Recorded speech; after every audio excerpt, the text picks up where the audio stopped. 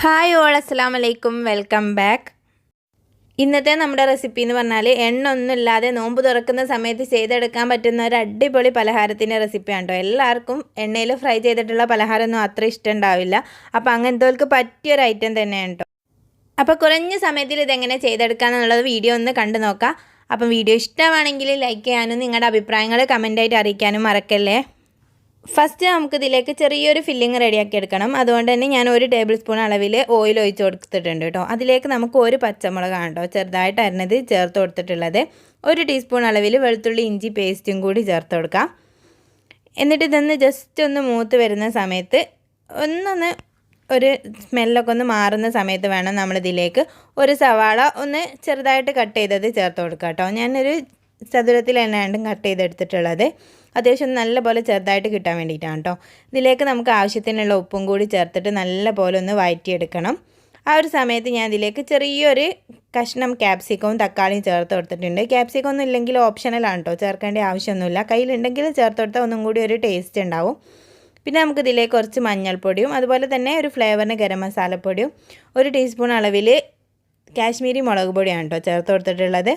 അപ്പം ഈ ഒരു മസാല അതിൻ്റെ സ്മെല്ലൊക്കെ ഒന്ന് മാറുന്ന വരെ ഒന്ന് വഴറ്റിയെടുക്കണം. അതിന് ശേഷം കുറച്ച് മല്ലിയിലയും കൂടി ചേർത്തിട്ട് നമുക്ക് ഫ്ലെയിം ഓഫ് ചെയ്ത് മാറ്റി വെക്കാം.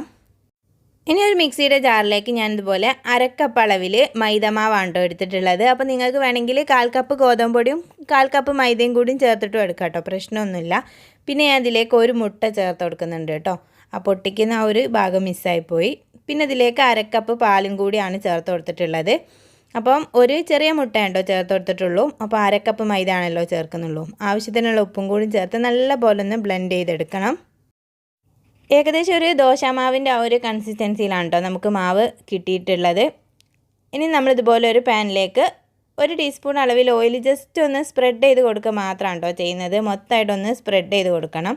അടിയിൽ ഒരു കട്ടിയുള്ള തവയും കൂടി വെക്കാൻ വേണ്ടി ശ്രദ്ധിക്കുക കേട്ടോ. അതിന് ശേഷം നമ്മൾ നേരത്തെ റെഡിയാക്കി വെച്ചിട്ടുള്ള മാവ് ഇതിലേക്ക് മൊത്തമായിട്ട് തന്നെ ഒഴിച്ച് കൊടുക്കാം. അപ്പോൾ ഈ ഒരു സമയത്ത് ലോ ഫ്ലെയിമിലായിരിക്കണം കേട്ടോ ഫ്ലെയിം. പിന്നെ നമ്മൾ ചെയ്ത് വെച്ചിട്ടുള്ള ഫില്ലിങ്സ് മൊത്തമായിട്ട് ഇതിൻ്റെ മുകളിലേക്ക് ഇട്ട് കൊടുക്കാം. അപ്പം പെട്ടെന്ന് തന്നെ ചെയ്ത് കൊടുക്കണം, അല്ലെങ്കിൽ മൈദ മൊത്തമായിട്ട് സെറ്റായി പോവും. അതിൻ്റെ മുമ്പായിട്ട് തന്നെ നമ്മളിതുപോലെ മൊത്തം ഒന്ന് സ്പ്രെഡ് ചെയ്ത് കൊടുക്കുക കേട്ടോ.